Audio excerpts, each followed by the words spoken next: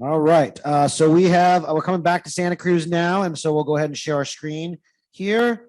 And we have our wonderful folks kind of in the mountains, what we call Scotts Valley Unified School District, a K-12 school district.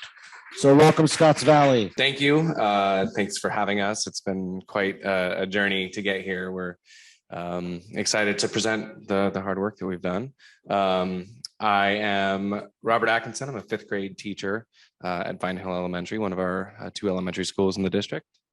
And I want to talk about a little bit about why we decided to join this cohort. And really, for me, it was I've always had a passion for bringing technology and digital learning into my classroom and using it as a means to both present information and give students a chance to present what they have learned. And I saw this as a way of kind of expanding that passion to other educators in the district. My name is Allison Baumsteiger. I am a counselor at Scotts Valley Middle School, and I'm advocating for access and equity. Patricia Deach O'Neill, and I've gone back to teaching TK through 8 independent study. And really, I did this selfishly. I needed to make my life easier. So that's why I'm here. I'm Lori Gentile. I'm the Director of Business and Technology. And our Technology and Curriculum Committee made a goal last year to actually build a scope and sequence.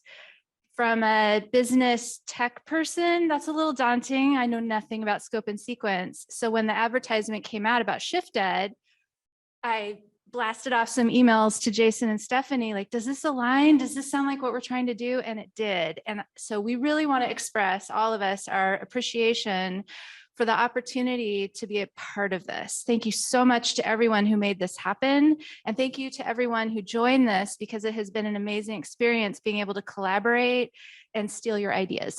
That's the best way to do it. It was really nice to be able to have a chance at the beginning of this process to define the digital literacy and what it means for us, as well as really kind of hone a vision for our district. We're a small school district, 2 elementary schools, a middle school and a high school. And we really wanted to focus our vision on, as Allison said, equity and access for all students and teachers, and using those tools to promote creativity, critical thinking, and collaboration, and while being safe. Yeah. So we saw our work with ShiftED as it really aligned with the principles that our district already holds dear. So on the first day in September, when we gathered, we did a needs assessment. This was a really incredible tool because it walked you through a ton of questions and you really had to think about it. So there was someone who's not in the classroom trying to answer these questions, along with 2 elementary teachers.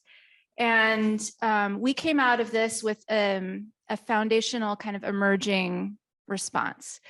So we didn't feel that that was enough of a representation for our entire district. So as we got a little further along in the ShiftED process, we brought this to our Technology and Curriculum Council. There's secondary teachers on there, and there's a much broader base of folks. So we took the assessment again, and we came out exactly the same.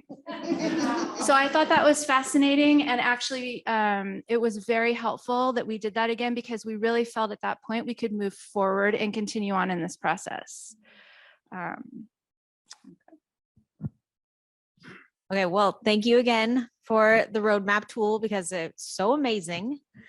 And just having those priority areas really helped us focus on the access, equity, instructional goals, and the PD goals, and really just helped us individually use our brains and our expertise in certain areas to decide what we needed for our district.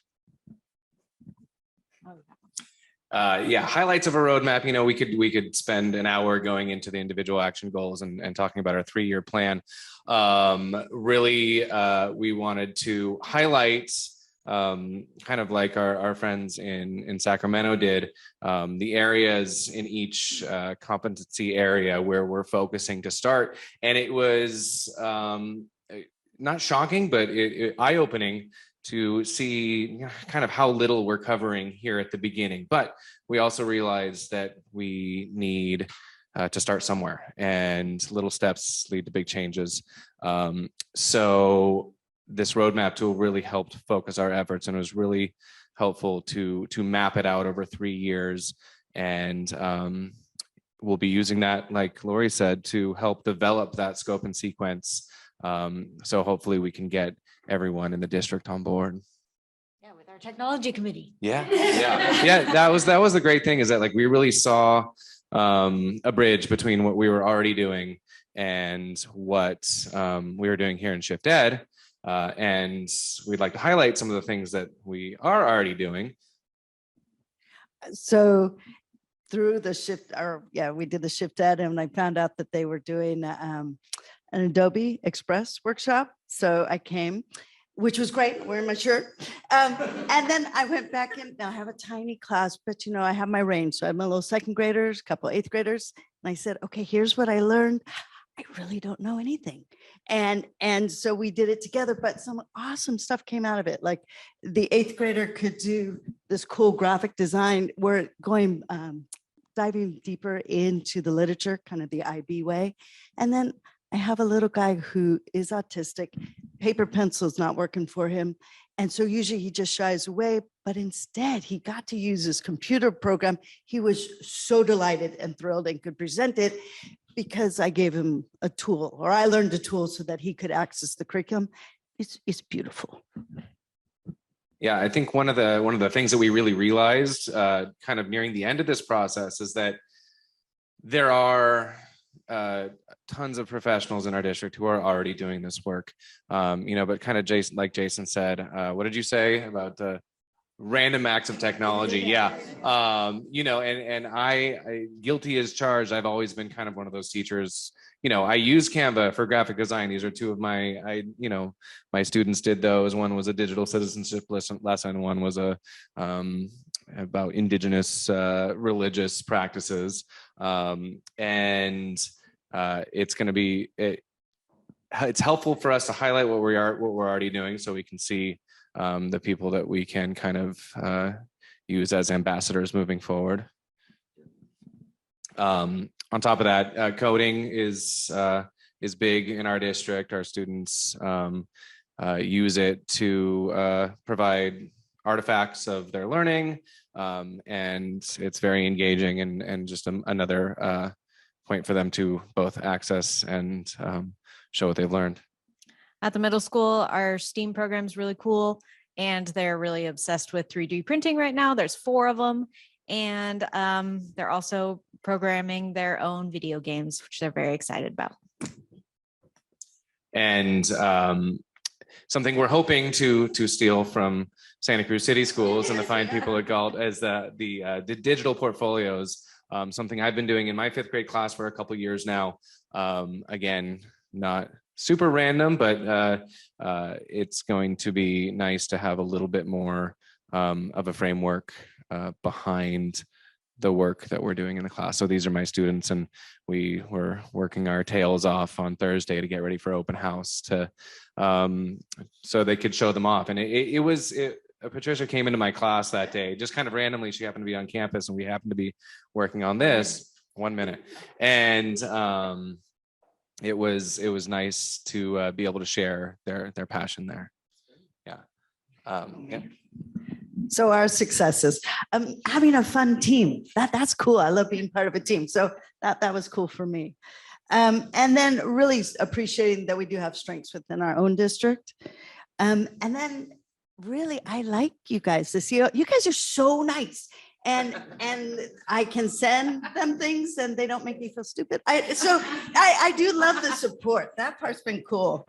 And I feel like it's this ongoing support. So really, thank you guys. It's been really nice. Next. We learned how important computer science is in education, as well as digital literacy. And we built community. Yeah. And we're walking away, and we talked about this earlier. Instead of focusing on the who is going to do this work, because we felt that question was really daunting, it was best to start with the what do we need to do? What do we need to accomplish?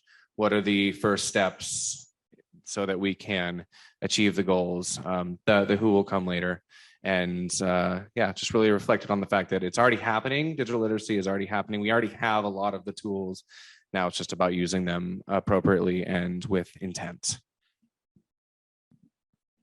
So our next steps are exactly what Robert started talking about is, and I think Tanya alluded to this from Sacramento, is standardizing things. So it goes back to us wanting to build that scope and sequence, not having the randomized apps, but actually having a plan and being thoughtful about this. So what we are doing, what we've done, I'm incredibly proud of us. I think we're all proud of us, is we built out that 3-year plan.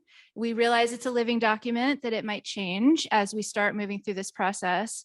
But now we have something we can go on our own little roadshow about and present to our cabinet, present to our administrators, present to our board, get the buy-in so that for our next, the LCAP, this is the last year of a 3-year LCAP, and then we're about this coming year, and then we'll be building a new 3-year LCAP. So as Jason mentioned at the beginning, is building in these goals so that they are actual actions in the LCAP that have a budget associated with them. Also, our technology plan, when we redo that, we're redoing that so that it looks just like the LCAP. So we're trying to align things within our district, because really nobody in any district does anything that doesn't impact anybody else.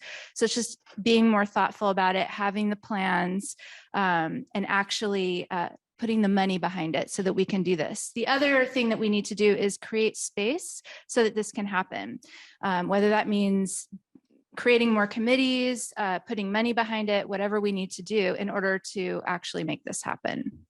So we're really excited. Thank you so much for the opportunity.